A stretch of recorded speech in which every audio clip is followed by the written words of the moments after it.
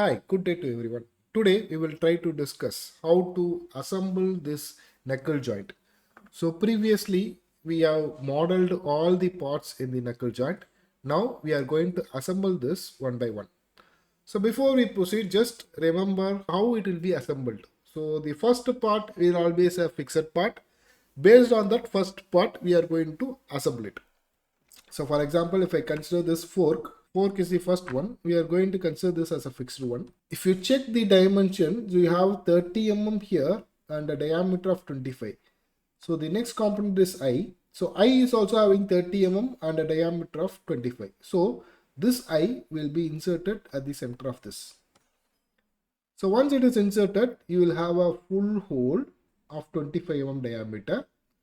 If you check the third part, the third part is having a diameter of 25. So this will be inserted here on the top of it. Once it is inserted, at the top of it you have a taper pin. The same taper pin you can able to see here. So this has to be inserted here on the top of this, and we will be inserting a pin with respect to that. So the model will be like that. So first we are going to consider this fork. From the fork to I to pin, pin to collar, and then the taper pin. Let us proceed. So first I will select my working directory. My working directory is S16, which is knuckle joint.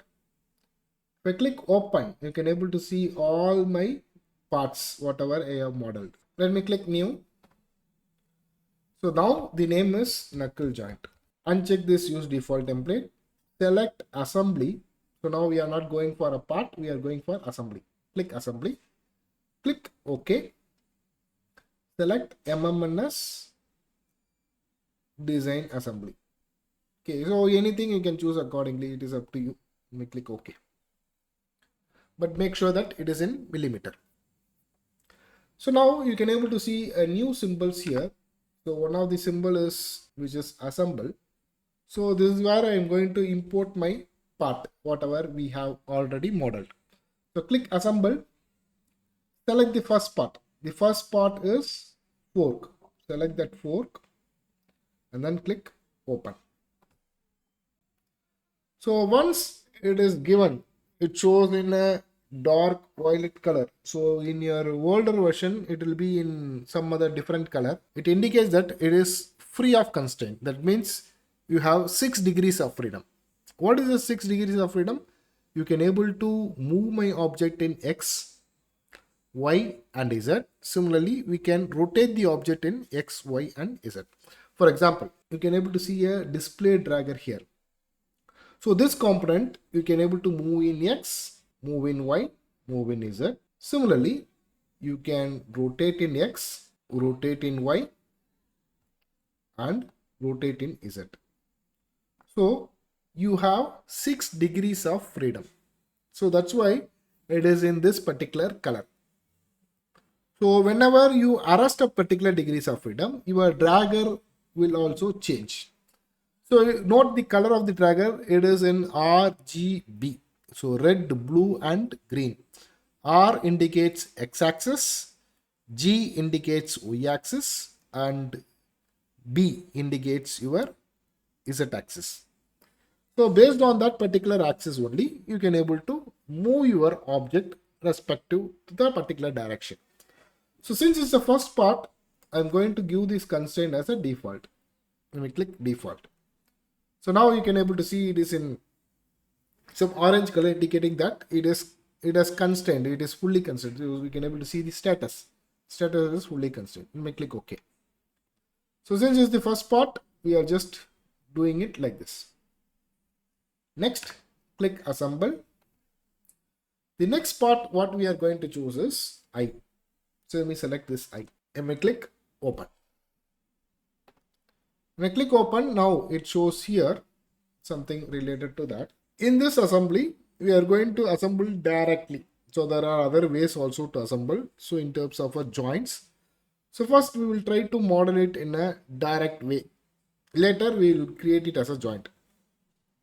So here, first what I have to do is I have to align this particular axis with respect to this one.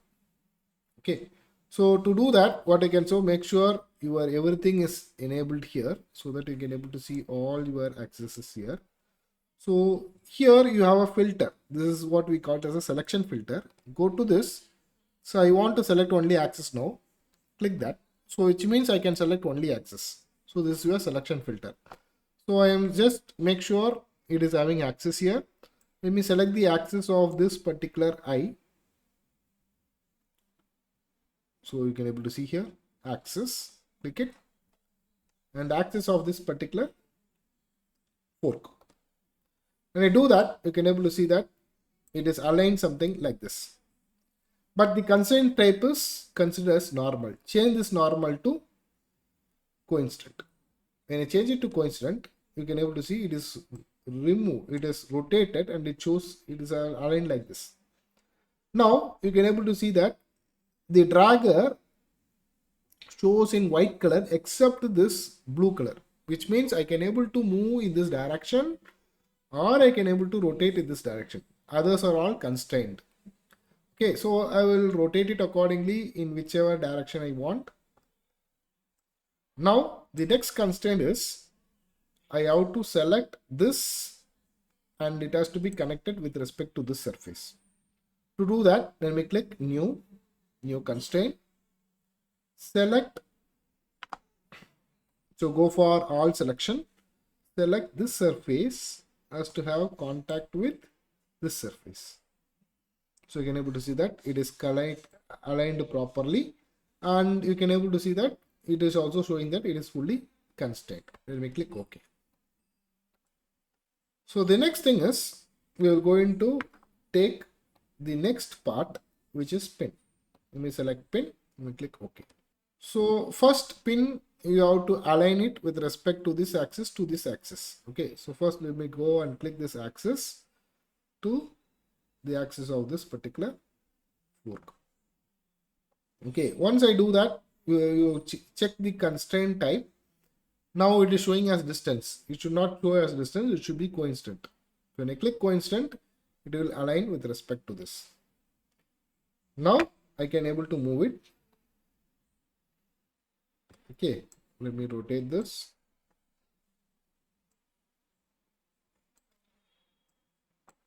To avoid confusion, I will deselect everything here. Now go to new constraint, select this surface has to connect with this surface. So it will be connected like this. Okay, so again we are getting a fully constraint. Let me click OK.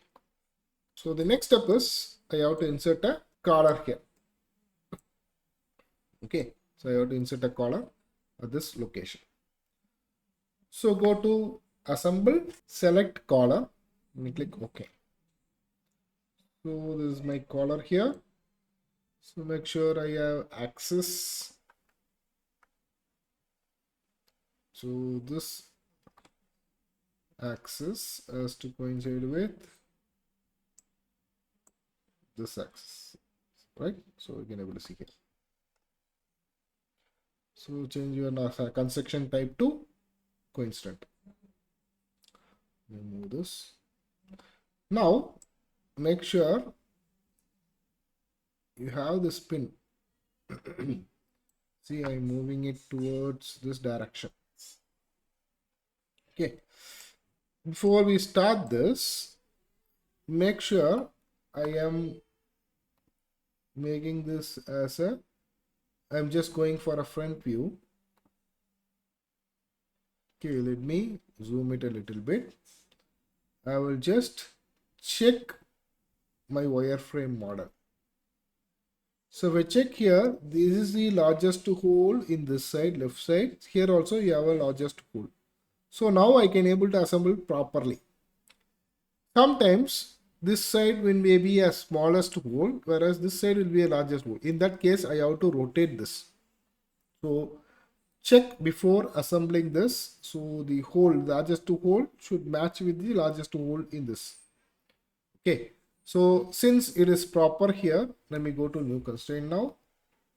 Select this axis. This has to be coincide with this axis. Okay. So instead of distance, make sure that it is coincident, right?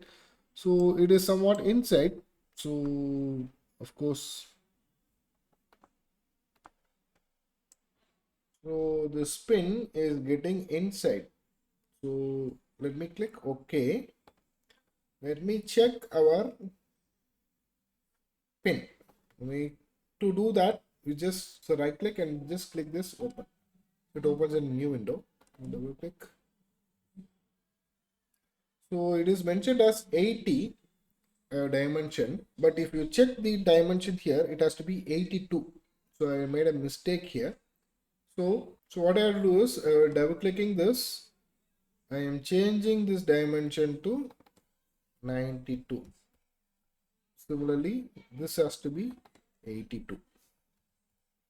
So that is why the collar is getting inside. So this is the error. So once I change this, so no need to worry, just click save. Now let us go for our assembly. So let me close this. Let me go see the assembly. So you have to regenerate it. Let me click regenerate. So see, so now it is fitted properly.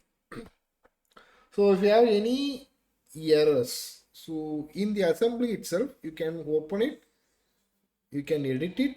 Later, you can save the same file so that it will reflect in the all the other assembly. So now my collar has been inserted properly. The next thing is we have to concentrate on taper pin. Let me click assemble, select the taper pin. Let me click OK. I purposely made this taper pin in inches. So what to do that? So if I have a taper pin like this, which is in inches, whereas all the other dimensions are in millimeter.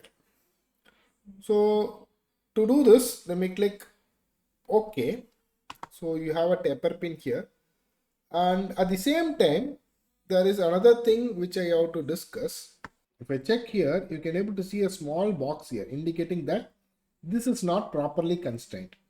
The other things you don't have a box because it is correctly constrained in the assembly. You get a box here indicating that it is not properly constrained.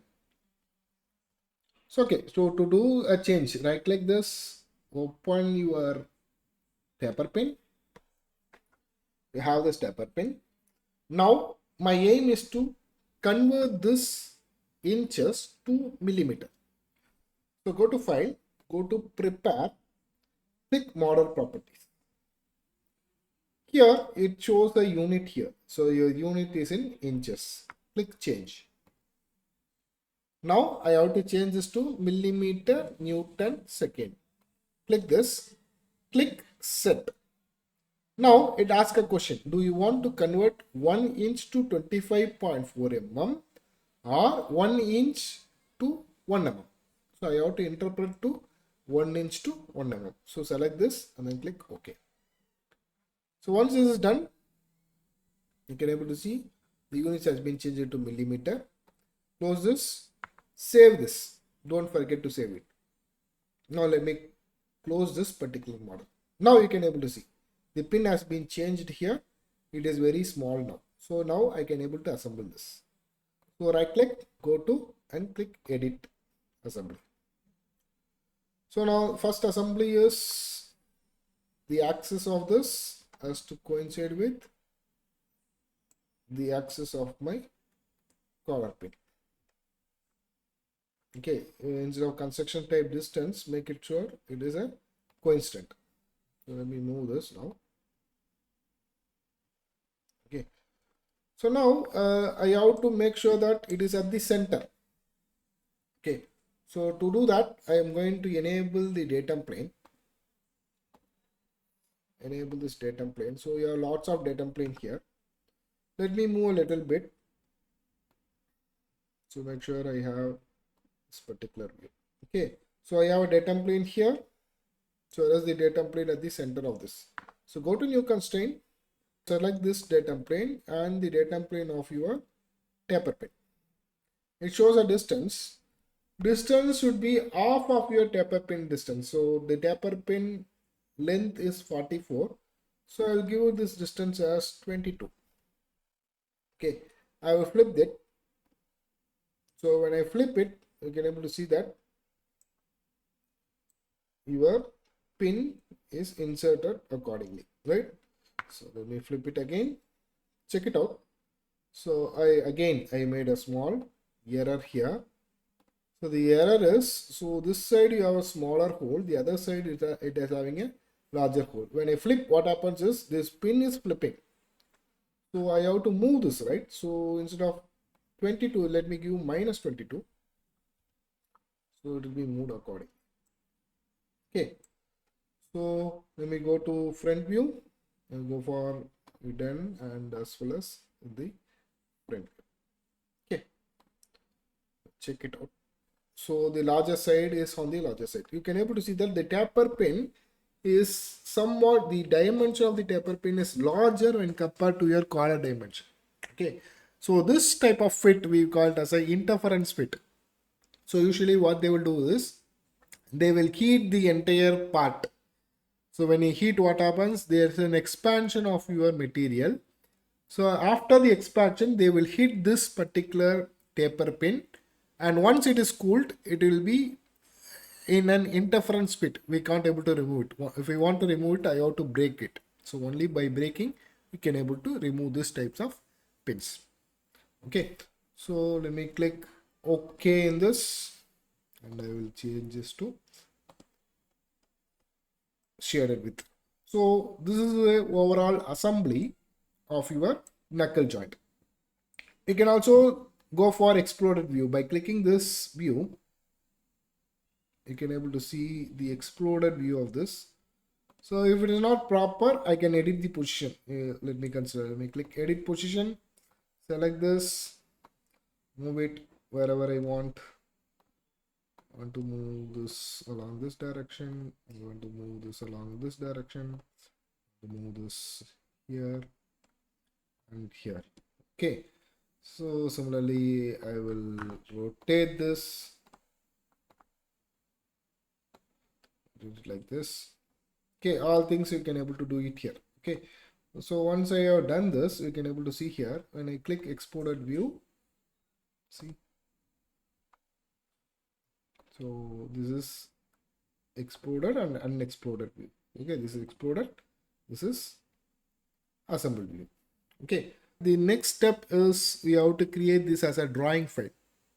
So we will discuss how to create this as a drawing file and how to create a bill of material for this particular assembly. So other than this, there are other way of assembly also. So we have not made anything in terms of connection. We have done a direct assembly. So later we also deal with another video of the same assembly, and that will be related to connection type. That is a type of joints, whether it's a pin joint or a revolve joint or a roller joint, something like that. So we will try to make that assembly, and we will try to do it for the same model. Thank you.